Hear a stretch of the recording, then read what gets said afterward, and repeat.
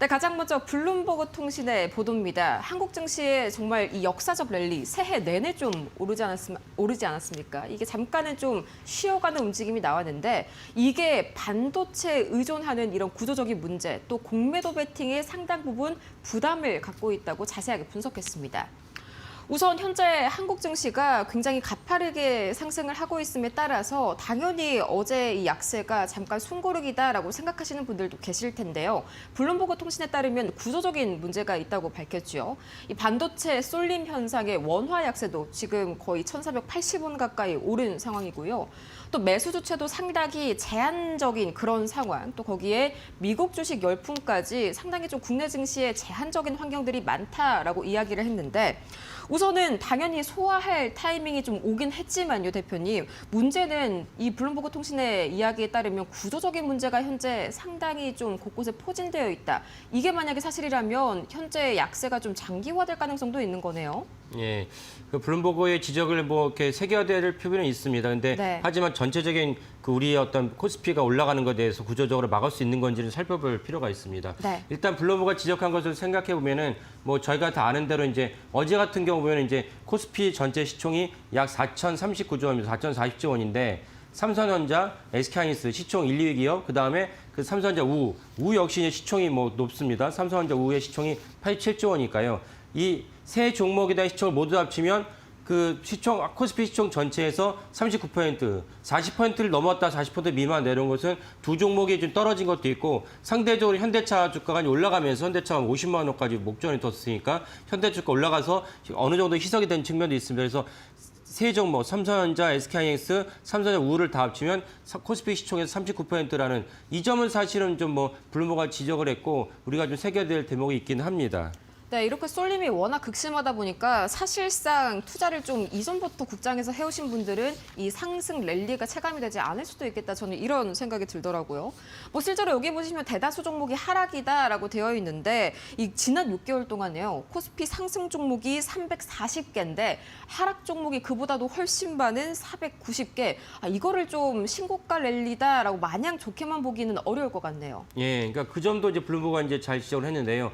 무슨 말씀이면 결국은 코스피라는 거는 이제 전체 시총 1, 2 기업들, 상위 기업들이 올라가면 같이 올라갈 수밖에 없는 구조이죠. 네. 근데 그 중에서 코스피에서 이렇게 코스피 5천 시대를 바라보는데 전체 종목에도 올라가는 거 아니냐. 하다못해 80% 정도 올라가지 않았냐라고 생각할 수 있는데 블룸버그가 지목한 것은 실질적으로 지난 6개월 동안의 그 수익률을 갖다가 계산해 봤더니 상승 종목은 이제 보다 하락 종목이 더 절반이 넘는다는 것입니다. 그렇다면 코스피의 시총이 올라간 것이 좀 불안한 측면이 아니냐라고 볼 수가 있는데 그 점도 뭐 타당하긴 합니다. 하지만 예를 들면 우리나라처럼 이제 시장의 규모가 작고 GDP 규모가 작은 대만의 가권 지수를 보면은 대만 가권 지수의 전체 시총의 30%는 단일 종목 TSMC가 차지하고 있습니다. 그 30% 훨씬 넘죠.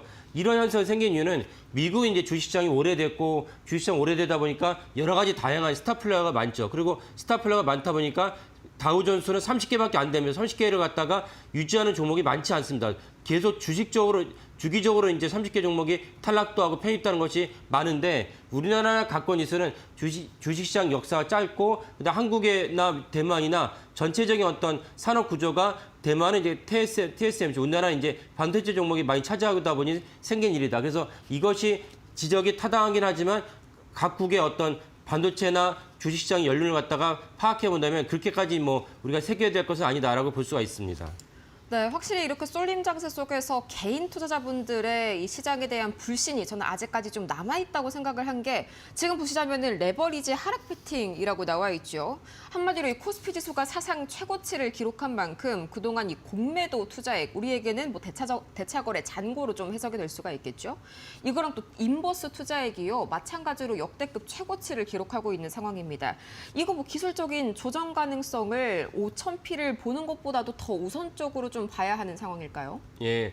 그래서 뭐 제가 어제도 잠깐 언급해드렸지만 개인의 투자자 판단인데 개인들 중에서 일부는 이제 코스피가 이렇게 올라갈 수가 없어라고 이제 인버스에 코스피가 떨어지면 이제 수익을 내는 인버스에 투자하시는 분들이 좀 있는 것 같습니다. 네. 뭐 그거는 그분들의 어떤 개인적인 판단인데 다만 코스피 5천이라는 것 자체가 목전이었다고 해서 코스피 5천이 부담스럽다고 해서 떨어지는 것이 맞느냐라는 것을 좀 새겨야 될 필요가 있습니다. 왜냐하면은 코스피 5천에 이르기까지 우리가 이제 올라왔던 것을 정도보면 알 수 있는데 우리가 이제 작년에 제가 어제도 말씀드렸지만 어제 이제 1월 달에 시작했을 때 코스피가 2,530이었습니다. 그러면 거의 더블이 되는 종목이 더블이 되는 거, 지수가 더블이 되는 거 엄청난 상승인데 엄청난 상승은 결국은 오늘 서두에도 말씀드렸다시피 삼성전자가 더블이 되고 SK하이닉스는 거의 뭐 2배 반 이상이 성장했습니다. 작년 수익률이. 이런 것들의 시장에 대한 상위 종목도 올라가서 생긴 일인데 이 종목들은 다 반도체가 올라왔기 때문인 것이고 또 하나는 무엇입니까? 작년에 6월 3일 대선이 있어서 얼마 안 됐습니다. 이재명 정부가 출범한 지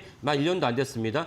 이재명 정부가 출범하면서 자신이 공약한 대로 실제 382조 사망을 개정을 했고 382조 사망 외에도 추가적으로 자사주 소각 의무화라든지 이런 것을 계속 지속적으로 추진하면서 생긴 코스피의 상징이기 때문에 만약에 이재명 정부가 이런 어떤 추진력을 갖다가 생겼던 모멘텀을 생겼던 상법 개정안 지속적으로 우리나라 국내 증시를 갖다가 부양시키는 정책을 갖다가 약화시키거나 후퇴한다면은 코스피가 떨어질 수 있겠지만 이 두 가지 반도체 호황은 여전히 유지되고 네. 상법 개정안을 비롯한 이재명 정부의 정책은 여전히 탄력을 받고 있기 때문에 코스피 5,000원에서 떨어진다고 보는 것은 좀 현실성이 없지 않나라는 생각을 하게 됩니다. 네, 말씀 주신 대로 상법 개정은 이제 좀 정치적인 이런 이슈이고요. 반도체 초호황 이거를 계속 좀 끌고 가는 게 중요할 것 같은데 이 어제 삼성전자랑 SK하이닉스가 거의 정규장에서 뭐 2.7% 급락하지 않습니까? 좀 앱톤마켓에서 좀 분위기가 반전되지 않을까 기대를 걸었는데 4% 이상 급락했어요. 이게 그냥 단순히 차익 실현 움직임으로 봐야 될까요? 아니면 반도체 업황 자체가 좀 뭔가 훼손됐을 만한 이슈가 있었을까요?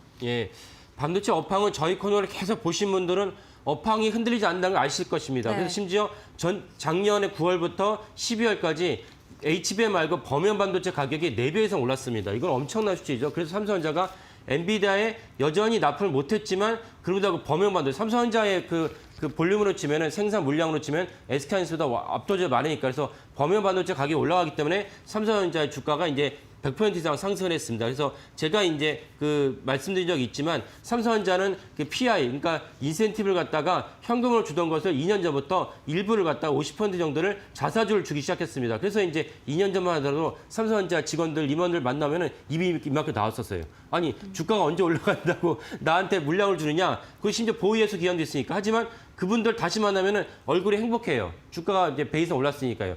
이런 것을 봤을 때 삼성전자나 SK하이닉스가 약진을 해서 코스피가 상승했는데 반도체 호황은 여전히 지속된다는 것은 분명한 사실입니다. 그래서 우리가 이제 저희 코너에서 말씀드렸다시피 어떤 말이 신조어가 나왔느냐? 반도체 관광이다. 왜냐하면 디램 물량이 없어가지고 뭐 빅테크들, 구글이나 엔비디아나 마이크로소프트나 이런 기업들의 임원들이 삼성전자 하이닉스에 매달리면서 물량을 좀 달라라고 해서 이제 그들이 한 주면 이제 체결하고 돌아가야 될 그분들이었죠. 원래는 한 달, 2달 서울에서 체류한다고 하십니다. 그래서 반도체 관광이나 신조어가 있다고 제가 말씀드린 적이 있고 또 다른 신조어로 무엇이 있습니까? 디램 거지. 그 디램을 갖다 애걸복걸 하면서 디램 거지라는 말이 나왔습니다. 이런 것은 26년은 당연하거니와 27년도 그대로 지속될 것이기 때문에 반도체 업황은 그대로이다. 그러면 어제 반도체 종목 투톱은 왜 떨어졌냐라고 본다면은 전체적으로 국제 정세 안 좋습니다.